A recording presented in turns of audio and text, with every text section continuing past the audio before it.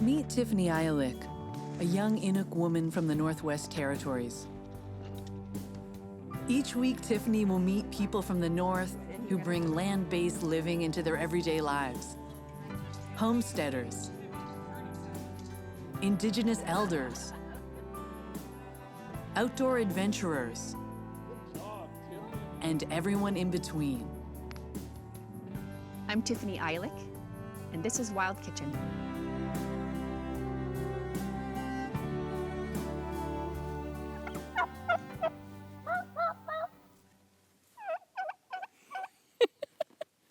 So normally on Wild Kitchen, we're out in the wild interacting with our food and possibly animals, but these are not wild turkeys. So today I'm at NIFTY, or the Northern Farm Training Institute in Hay River in Northwest Territories. And I'm here to see how the team here at NIFTY is making an interesting connection and bridge that they've created at NIFTY between farming and foraging.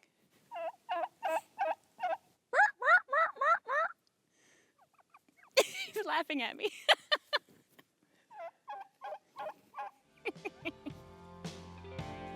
The Northern Farm Training Institute in the southern reaches of the Northwest Territories, just outside the town of Hay River, is an experiential school aiming to empower Northerners to create sustainability through local food production.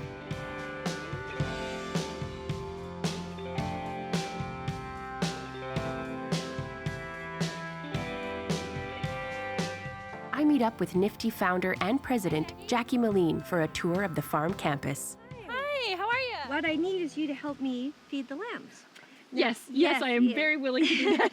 So now it's going to go really, really fast. Okay. And so we'll have one bottle for each, and you're going to put your bubba at your leg. Because, okay, so if you want to just watch me for quickly, and you're going to have to get that one's attention, there you go. Okay, now give her her bubba. Come here. Come have your bubba. Come here. Yeah, there you go. And now you're going to watch. There you go. Hold it up. Very good. Now, see how quick they go. Wow. You see that? Now, we're going to watch and not let them suck air. Okay. Wow, you are quick.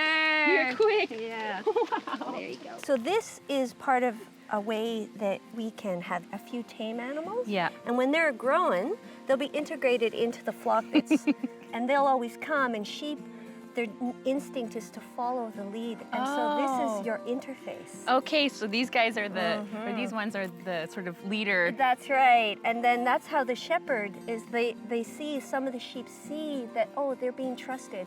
And then, Oh, that's brilliant. yeah. What Northern Farm Training Institute is, NIFTY, is really about how do we integrate food systems that are really going to work here. You know, like how can we have animals and what species of animals are going to, you know, thrive here. So these are our student and helper accommodations. You know, when you look at the ecosystem, this beautiful view over here, I want to show you down here, is how are all these animals. You know, we have the birds, we have the wild animals, we have the domestic animals, and if you look, they all have a place in the system. When we look at the north, we have a lot of trees. It's kind of the natural terrain, the natural vegetation. But with animals present, if we understand the vegetation, the animals can actually help the dry wood. They can actually accelerate it so it composts, so the dry litter doesn't build up. And then that can directly lead to what we experienced a few days ago, which is just intense forest fire smoke. Exactly. And so the animals, traditionally, there was probably millions of buffalo that used to come through this whole area, and they would do that. They would break all the old branches and break everything up, which was a protection to the whole ecosystem. Yeah.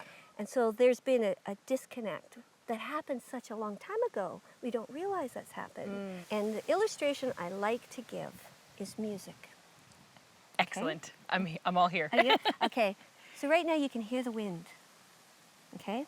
And think of the wind as part of the music, and think of the sun as part of the music, and the season as part of the music, and that's the rhythm, okay?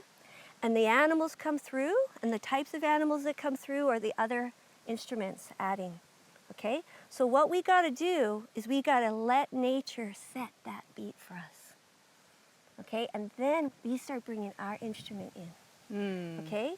And because we don't want to overwhelm it. Drown anything else out. We got to listen to the music that's here and then find what we can bring in that's going to naturally blend in. And it's waiting for us to create a symphony. What a beautiful way of looking at it. And, you know, I think that that's something that a lot of people forget about is just like listen and, you know, and that doesn't just mean like with your ears that, you know, there's this whole other thing going on if we just kind of pay attention and tap into it that is not only good for this earth, but it's good for us too. Like this is important for us. Well, show me some more. I'm dying to see what else you have here. Let's go see the greenhouses. And so we've been experimenting. Wow, look at all these tomatoes. And they're delicious. These are sun gold. Have you ever had? No. Oh, they're really good. yeah.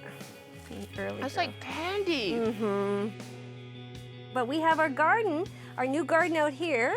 And so remember, this is kind of a reclamation project we're doing. Because shortcut. There we go. We pop right through here into the garden. We have berry bushes growing and potatoes, and it's just an example of you might need to work at it, right?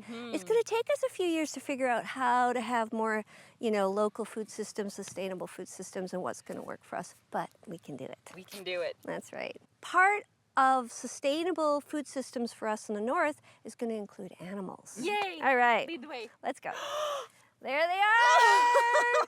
There's the mamas! They're all the way up, though. Look at this. How come they're all the way up? The fence is open.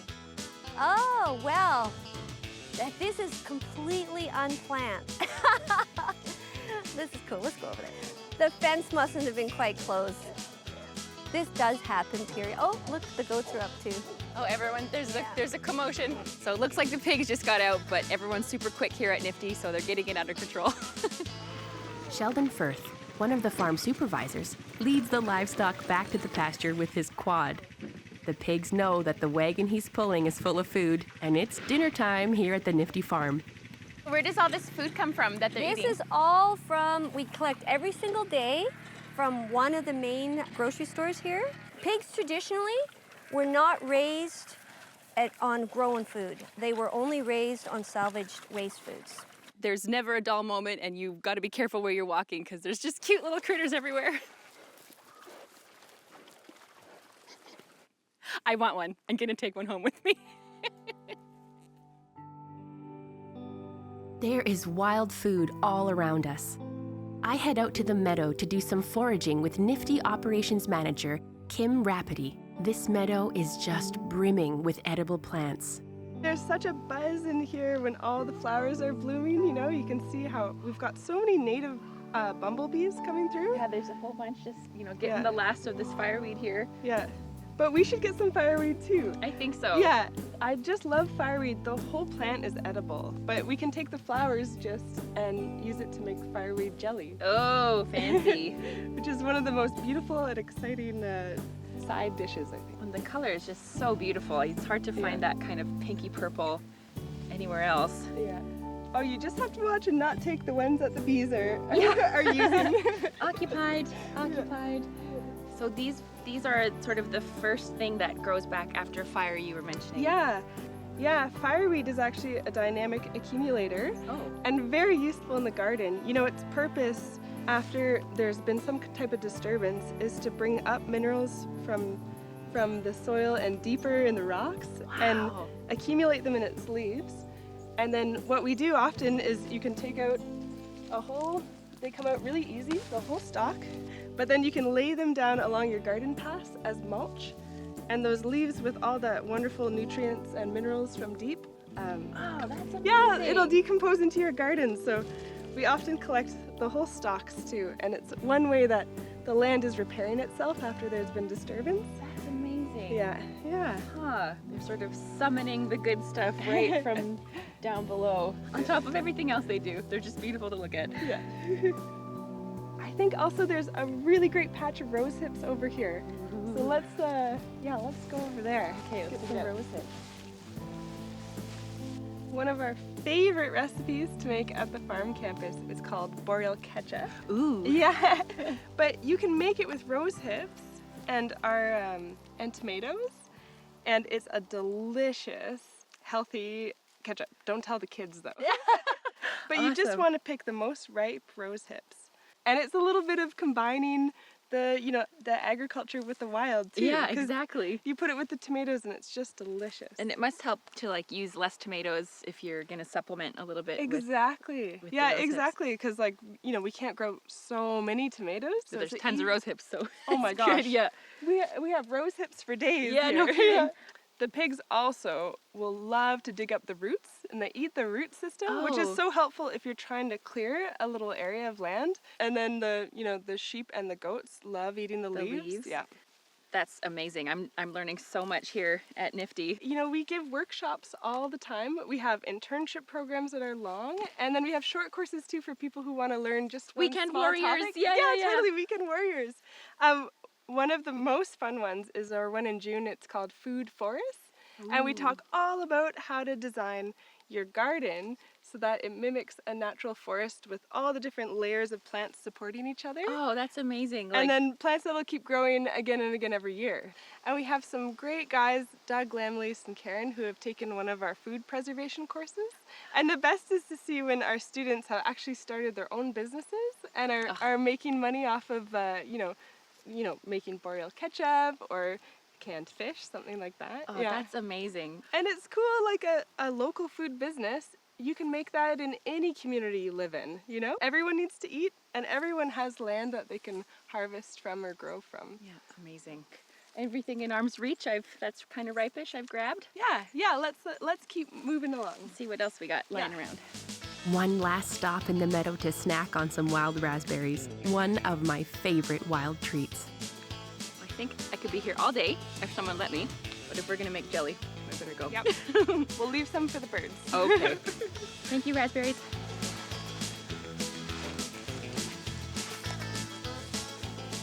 Talking with Kim and learning about the community outreach and education that they do at Nifty, I'm really curious to see what other community members are doing. So I'm here at the Ketlo First Nation, a reserve just outside of Hay River, and I'm here to meet with Doug and Linda, who've taken courses at Nifty and have incorporated that knowledge into their own home business. We're gonna get smoked coney fish. Coney, it's my favorite. How did you know?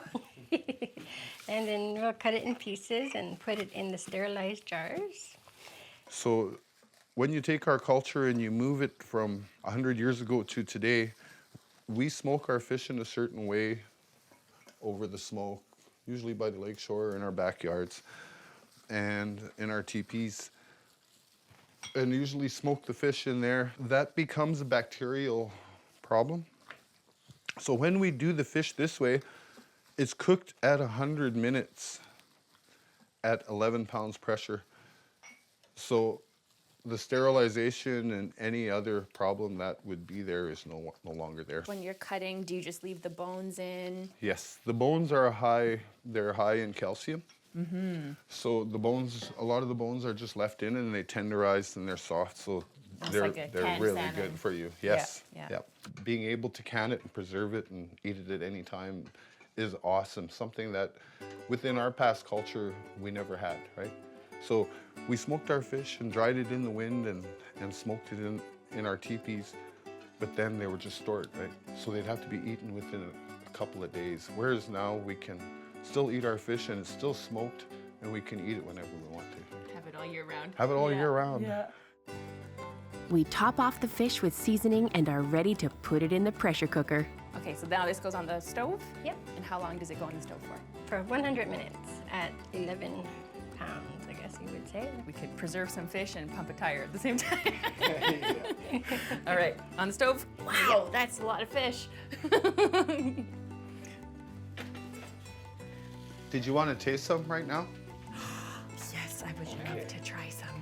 Karen keeps an eye on the fish, while Doug and I head to his family's traditional fishing grounds for a little outdoor picnic. Such a beautiful day out. Oh, no kidding.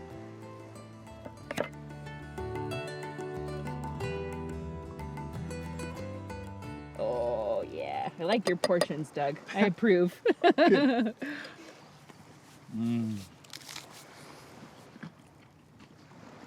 Incredible, hey? Wow, that is really good. So you taste the tomato, but at the same time you taste the fish wholly, eh? So, Doug, did you grow up fishing in this area?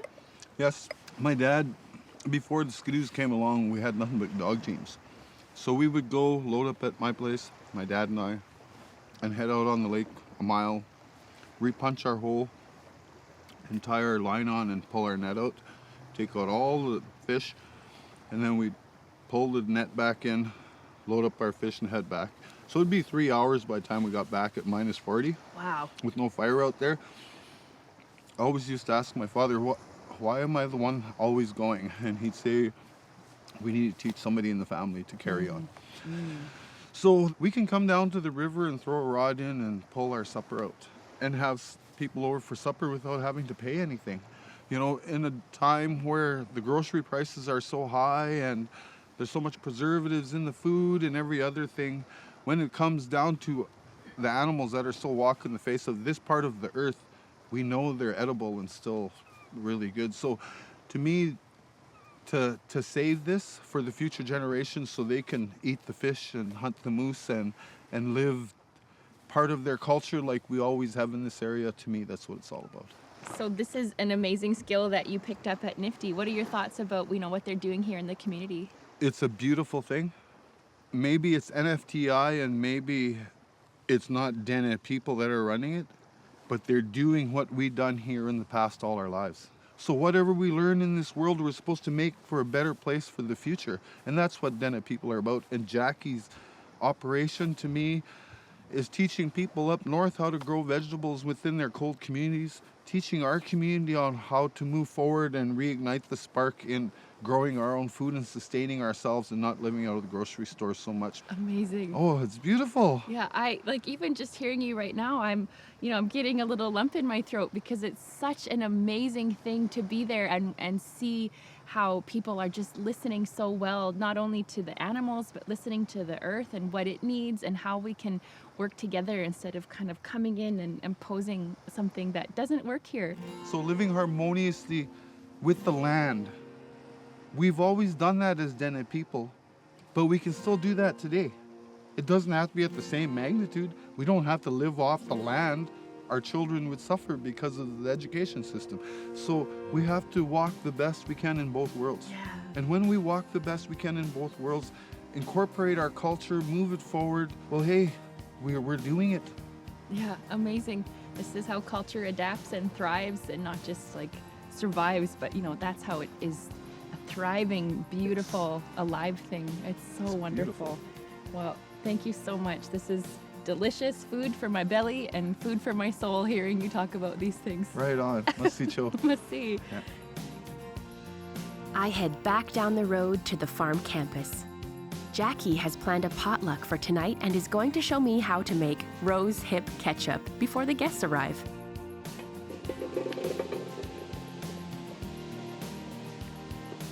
So what we've been experimenting with is learning how to cook in the summer outside using the sun. Oh, so like with no electricity. Yeah. How does that work? Exactly. Well, I would like to show you. Sure. All right. There you go. Jackie gives me a quick overview on how these solar ovens work their magic. And then what you do is you put your food in there, you adjust it, you turn it to the sun. Okay, you Hail the mothership. Yes, that's right. And you can adjust it, and then you turn. You actually follow the sun, and you check your food. Wow. Yeah, and You can check your makeup at the you same can time check over your here. makeup. That's right. That's right.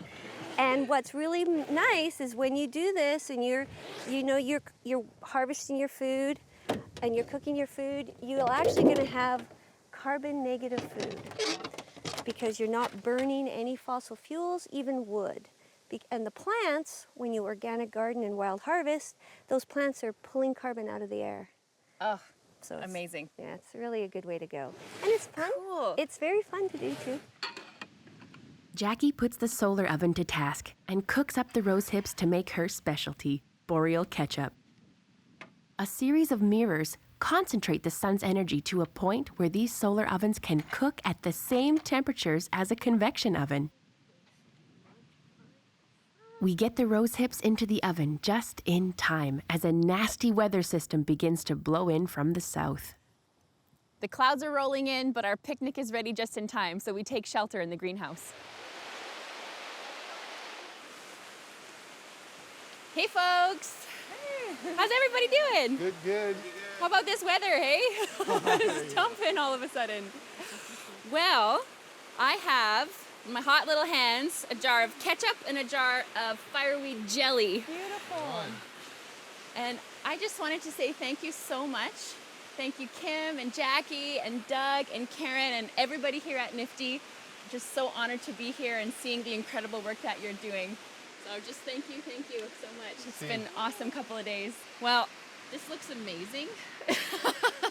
And I'm dying to dig in and have a little snack. Well, we got a bunch of veggies from the garden.